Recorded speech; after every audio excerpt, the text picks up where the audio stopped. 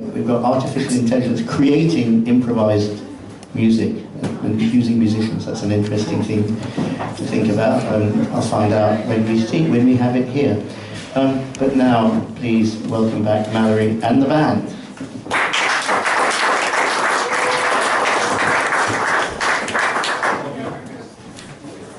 Thank you, Oliver. So, like I said, this set is going to be a little bit different. It's going to involve a lot of collaboration and improvisation. And actually, starting this set off for you will be our resident poet named Roy Picou, all the way from New Orleans first, then Canada. Come on up here, Roy. He's going to start things off for you, and we're going to start. If you don't have a pen and paper at your table, you will need one, so just flag me down if you need one. This could get loud, okay, guys? This first poem I'm going to do, I wrote it years ago about a very selfish dictator and tyrant. But now with the AI stuff coming up and artificial intelligence, one of the fears around it is that what if these AI machines want to take over, and what would that look like? So this poem will kind of give you what it may look like, but it also shows you that life finds a way, okay? So here it is. It's called Me, Myself, and I. Up from the ashes, he suddenly rose, looking rather annoyed, but yet rather composed. Searching to see who he could dispose, never regretting the path that he chose. And then from the bottom of his gut came this passionate cry, I only love me, myself, and I. I do not like people. They're only my tools. I deem most of them to be incompetent fools. You may call me a tyrant, you may call me rude, but with an iron fist, I'm mightily rude. And I'll shout from the mountaintops my audacious cry, I only love me, myself, and I. If you get in my way, there will be hell to pay, and I guarantee that you will rue the day. That you had the nerve to provoke my madness, I'll fill your life with continuous sadness. You will constantly be aware of my bodacious badness, and to me this will bring unlimited gladness. Then I'll run to the hilltops and maniacally cry, I only love me, myself, and I. I rule my kingdom with fear and oppression. I do not believe in the freedom of expression. Please do not come to me with your stupid suggestions. They give me migraines and harsh indigestion. By this motto I live, by this motto I die. I only love me, myself, and I. Now in the hearts of the people grew a revolution, and they all came together to form a solution, to rid themselves of a tyrant's pollution, and to free their ears from his vain elocutions, for they grew tired of his repetitive cry, I only love me, myself, and I. As the years rolled by, a sense of havoc did loom, and the king was on the lookout for the legion of doom. He knew sooner or later there would be war and destruction. He heard the townspeople had vowed to overcome his corruption. Then one overcast day, came the bloodthirsty platoon, raining carnage and violence like an incessant monsoon. When all was over and done, out came the sun. The town folks all cheered because they finally won. When the king was found, the last words he did cry, by the sword I lived and by the sword I will die, and I only have to blame me, myself, and I. Thank you.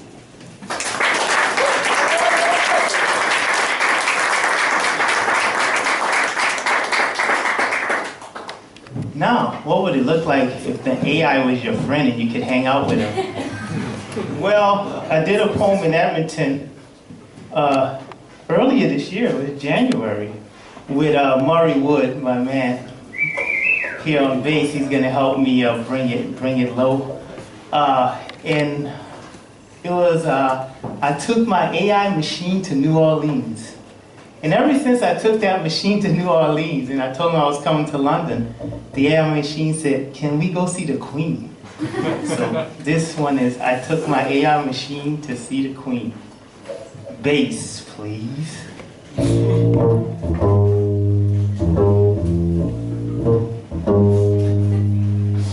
Can you smell that? That's funk. That's underground. That's offensive odor, but of the right kind. The kind that soothes your mind and makes you move your butt and helps you get out the rut. Now here's a story about an AI machine that went with me down to New Orleans. Heard that I was coming to London and now it wants to see the Queen. So, I said, well, want to go see the Queen. We're out here in Darling Row. I said, have to get on Google and see which way should we go. Went on Google, said I had to catch the train, walk down to Whitechapel, walk by my Muslim brother, said Assalamu alaikum, and grabbed me an apple. Got to the rail station, looked at the map, and my mind tried to grapple. And the AI machine already had a map, yo. So off we went on the tube. The AI machine with this information gave my spirit a joyful loop. So I said, okay, we take the train, and do we get off at Temple? The AI machine said, well, it's not that simple. I said, well, where do we get off? He said, well, we'll just play it by ear. And I thought, an AI machine? Did you have some beers? So anyway, we did get off at Temple, and we passed Somerset House, and nothing was stirring, like Christmas, not even a mouse. And so on we went around, and then I found Trafalgar Square. Took off my cap, looked in the mirror and checked my hair. Mom told me to make sure I had on clean underwear. I want the Queen to see that I was debonair, and that us Americans do still have that savoir-faire.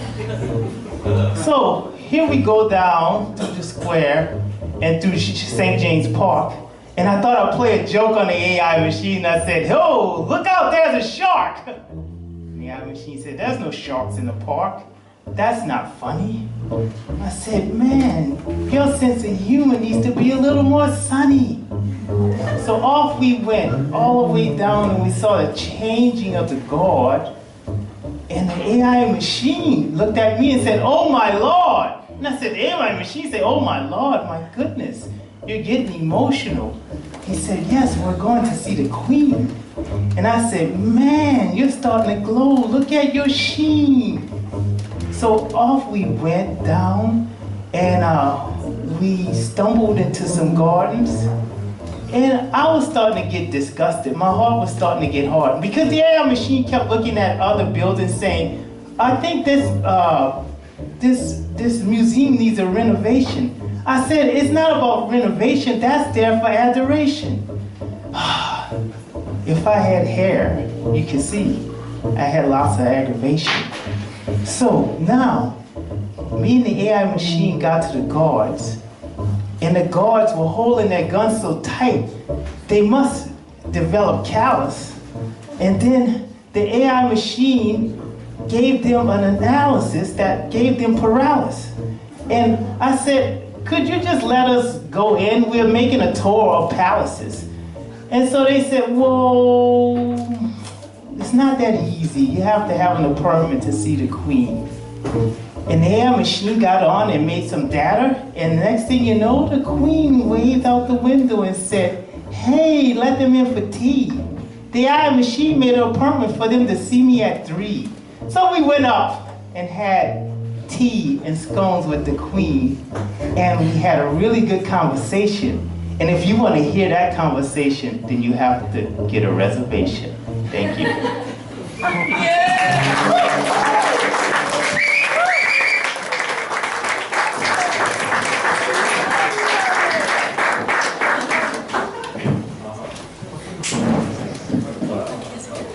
So one more big round of applause for Roy Picou. He'll be back up in a minute. So for those of you who are aware of these sort of futurism-related concepts, including artificial intelligence and more, you may not need these explanations as much, or maybe they'll be that much more intriguing for you, but we'd like to invite up Dr. Kim Solez for a brief little chat before we dive into the rest of the show, and he's going to be addressing some concepts regarding the future and all that jazz. And while he does this, this is when you're going to need the pen and paper that should be on the table in front of you.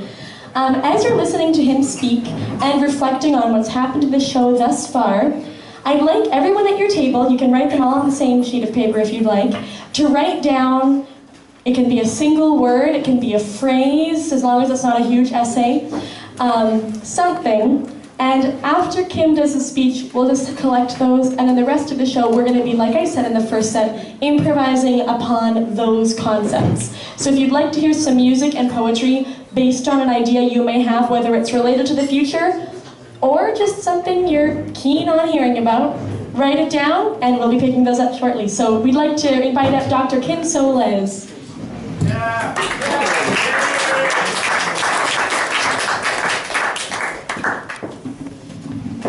Okay, well thank you, Mallory, very much. So I just want to briefly explain to you what the future and all that jazz is. So it occurred to me over the past 25 or so years, I've been fascinated, as many of you have, by intellectual discussions about the future. And such discussions can go on forever, and they're very pleasurable, and you like to see things continually progressing and evolving. And what that might mean is you never do anything practical with this, right? that you just sort of you keep getting your thoughts balanced by getting more and more input, but you don't actually stop and do anything that might potentially change the world.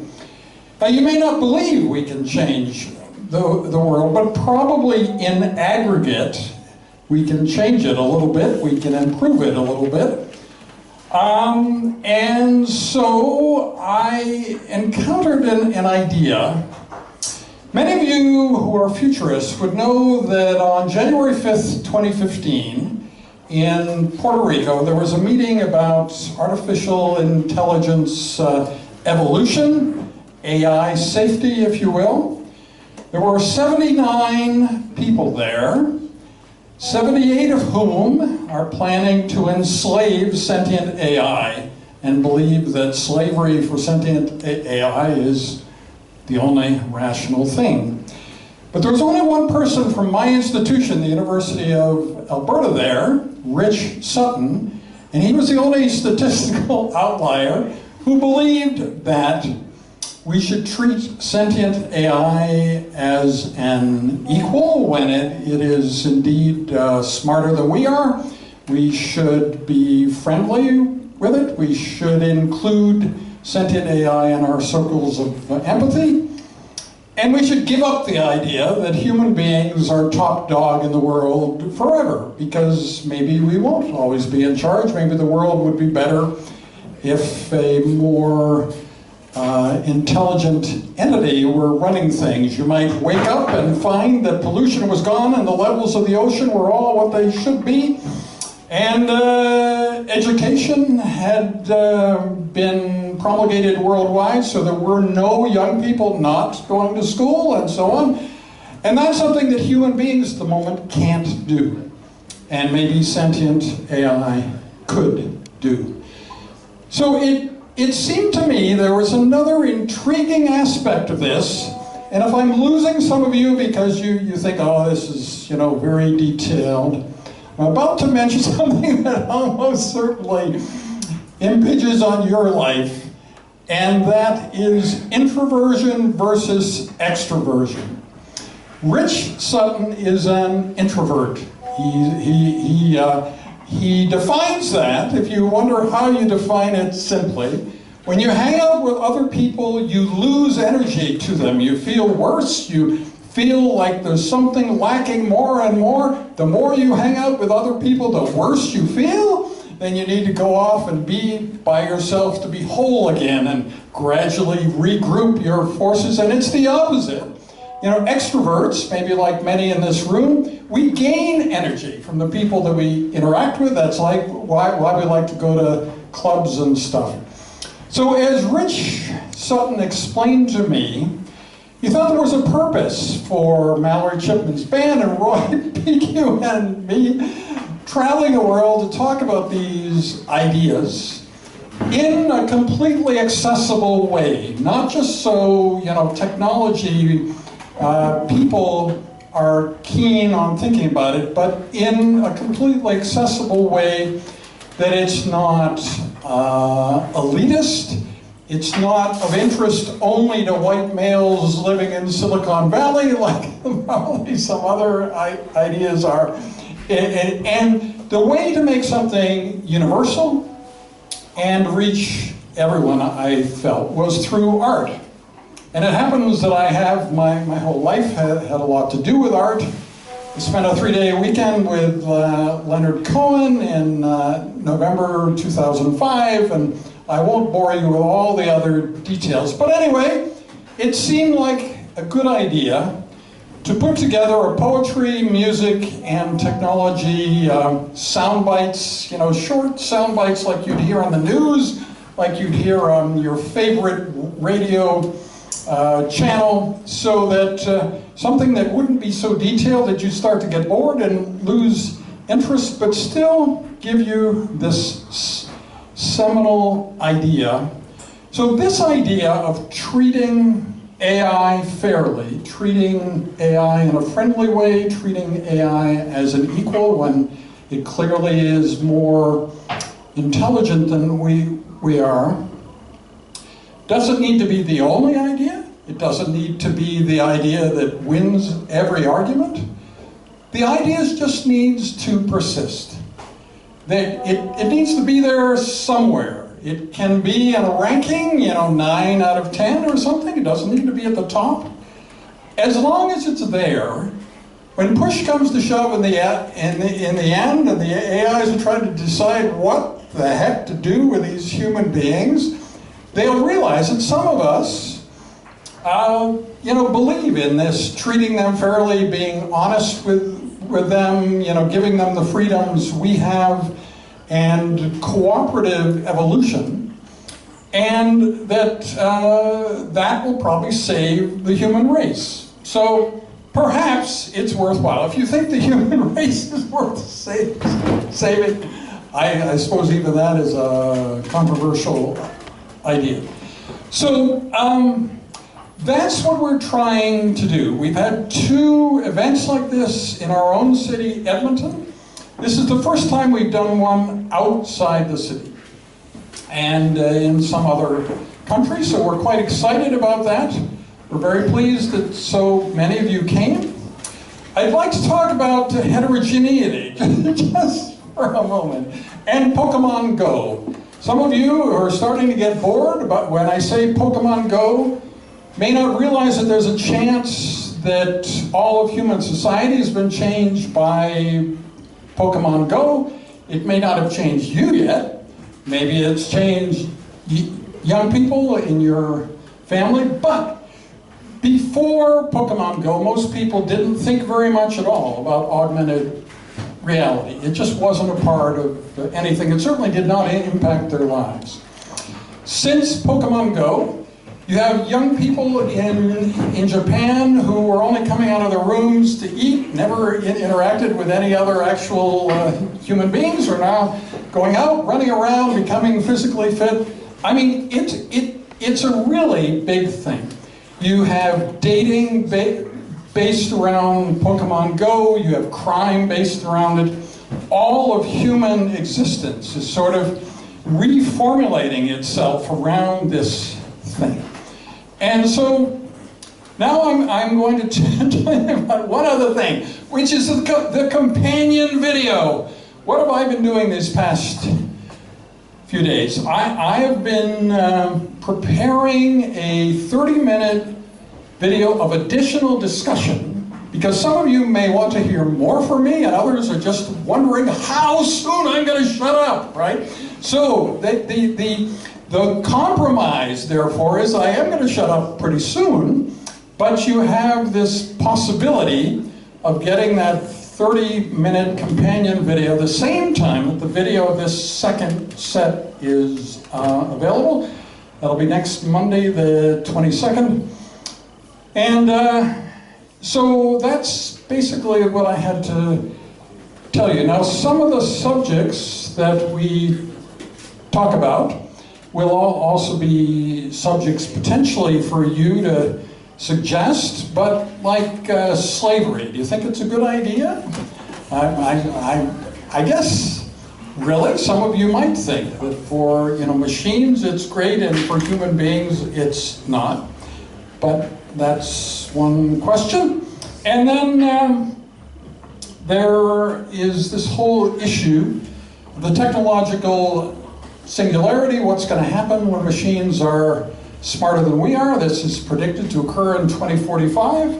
Many of you who think you'll be dead before 2045, you're probably wrong, because radical life extension is coming, as you probably know from David Wood's book and others.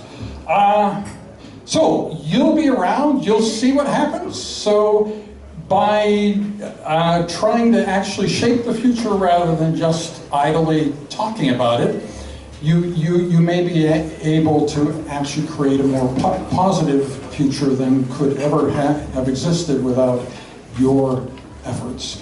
So that's really all I had to say. Thank you very much for coming.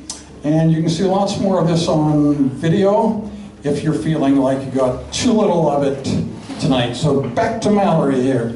So as I mentioned before, as you were listening to him, I hope you thought of some things to jot down on your sheets of paper. If not, take a minute now, and I'm just going to be coming around real quick to pick those up from you. Yes. Everyone, thank you so much for your suggestions. If I missed anyone, feel free to come up to the stage with your little sheet of paper. Roylin here is going to be reading out the thing that is written on the sheet of paper that we're going to be improvising upon. We're going to do them in random order. We hope we get to all of them, but may or may not, so we're sorry if we miss yours. And Roy, when you're ready, you can tell us what the first one word or sentence or question or phrase we are going to be improvising upon is. I think it's, let me see if I got it right. We became the AI, merger, not takeover. Is that right? Yeah, okay. So we become the AI. We become the AI, merger, not takeover.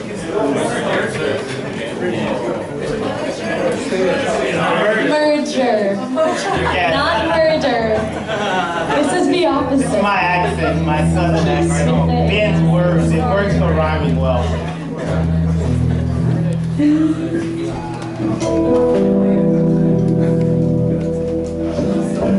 Once upon a time, I was a man, a woman, and I woke up one day with a mechanical hand, and then slowly a mechanical arm, mechanical torso, mechanical legs and feet. And I said, man, I really better watch what I eat.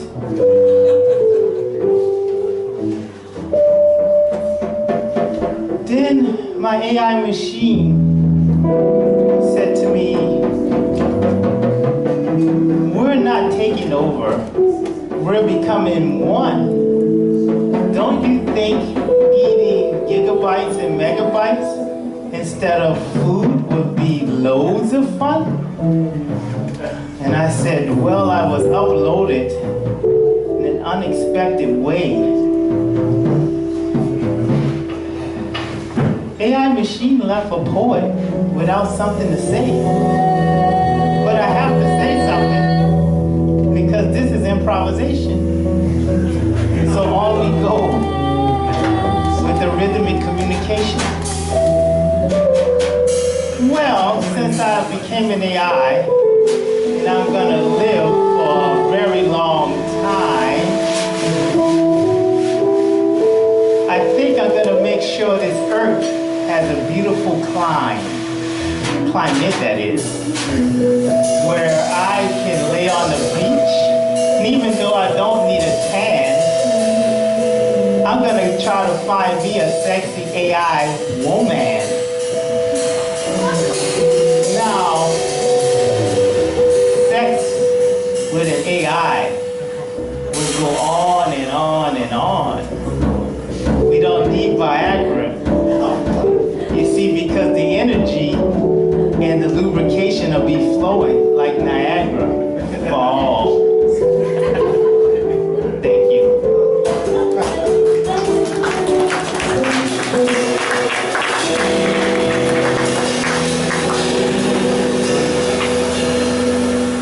Oh, I have to do this one. Smarter can also mean stupider. E-A. Anyway, example, Putin and Trump. Something funky for this. Oh. Something funky.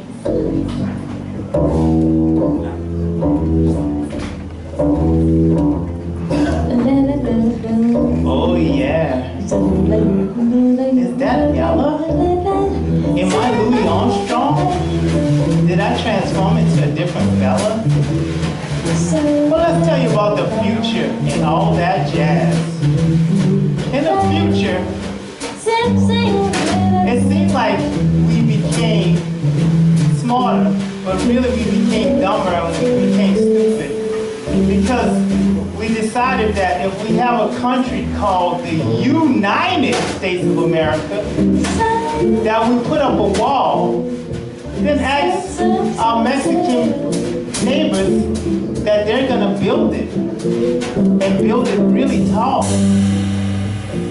And our neighbors said, Trump, take your wall and shove it. Because the artificial intelligence obviously made you a dummy. So Putin stepped up with a nice big glass of gin rummy. And he said, I think the smart thing to do is to make the whole world one country. Make it one big flag under the sickle. And I said, man, we sure did get stupider. Our brains got pickled. So I thought this artificial intelligence, artificial is the key word. It's not the real thing. And now, mounds and mounds of stupidity did artificial intelligence bring. And instead of letting freedom ring, we're all in jail. It doesn't mean that you're smarter just because you went to Yale. So the AI machines may not exactly make us smarter, but make us more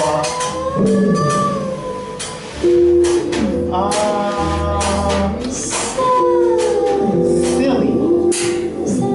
Thank you.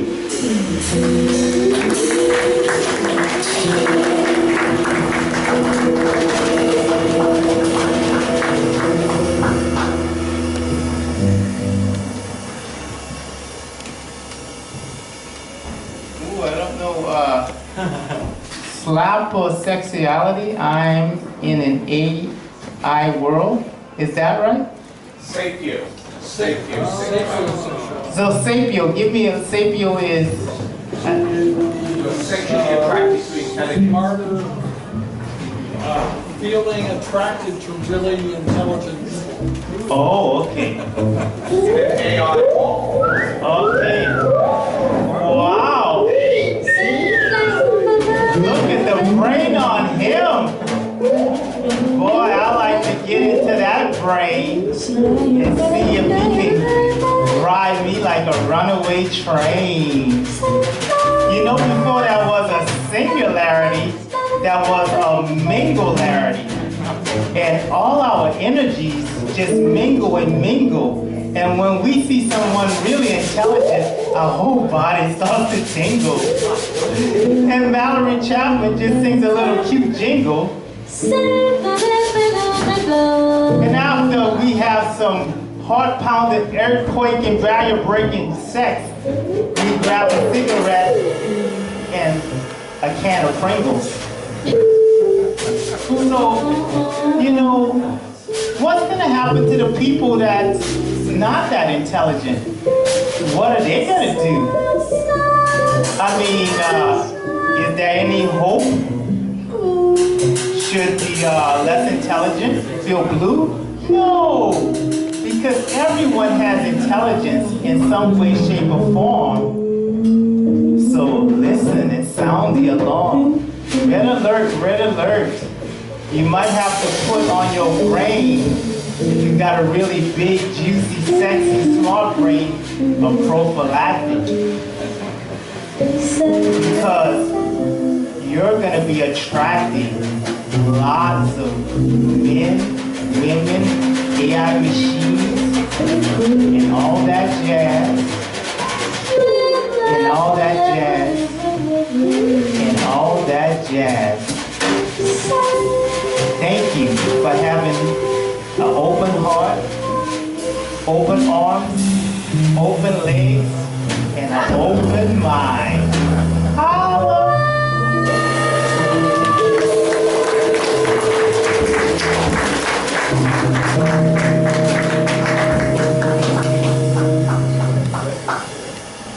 Okay.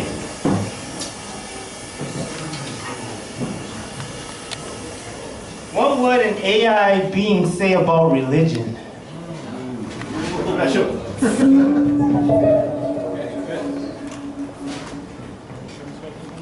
Yeah, you can start.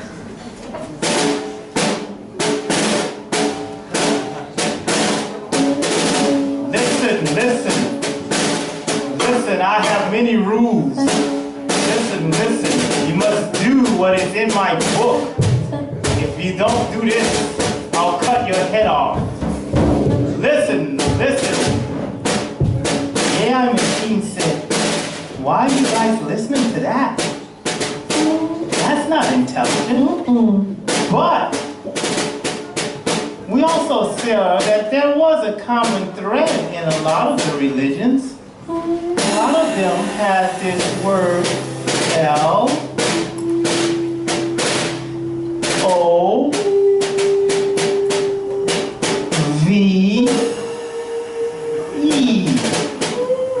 Love.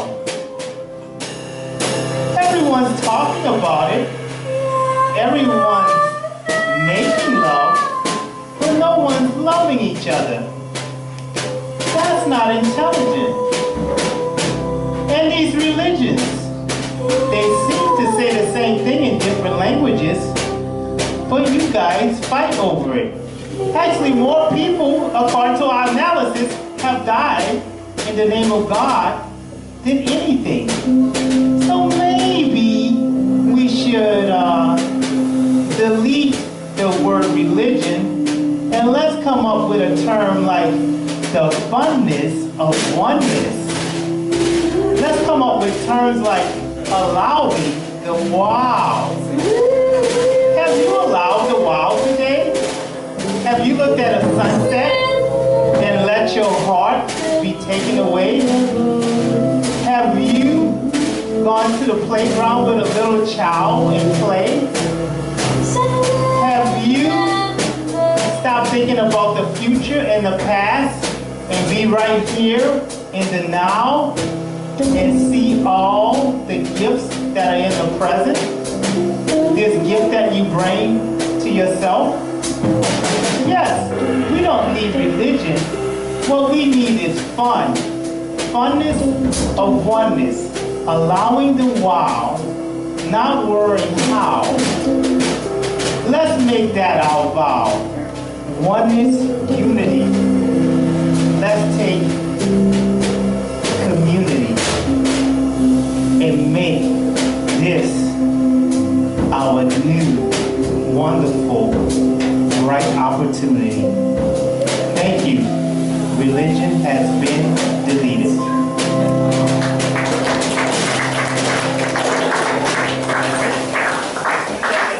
So thank you so much to Roy, Picou. Let's give him one more big round of applause. That was all on the spot, completely improvised. With topics provided by you. Thank you for all suggesting such compelling ideas. And one more big round of applause for all of the volunteers at the Vortex and Oliver for having us and having faith in a somewhat obscure and exploratory project. We've had such a blast. We hope you have as well. So to close off tonight, we're going to play a little tune that the futurist reading of it would be one of uploading one's consciousness, which is a very interesting subject.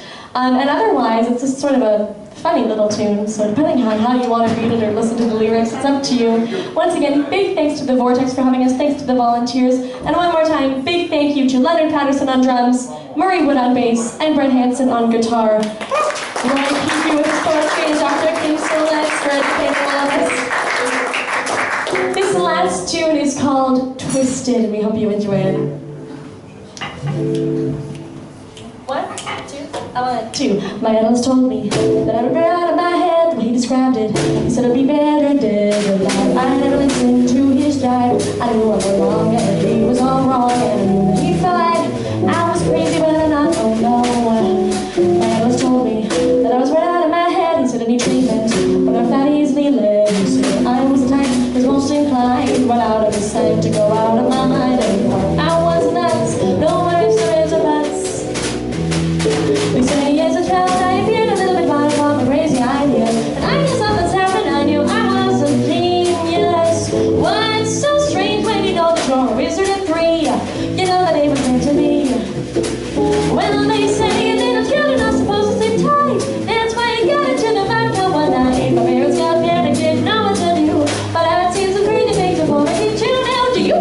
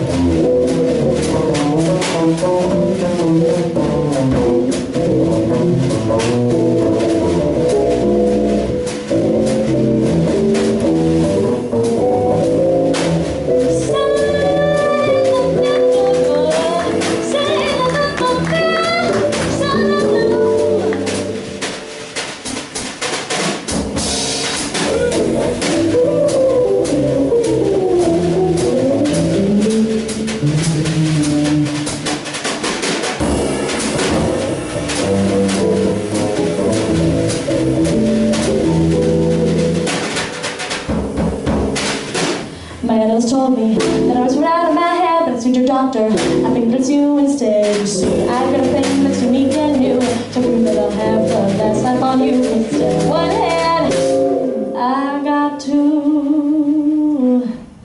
And you know, two heads are better than one.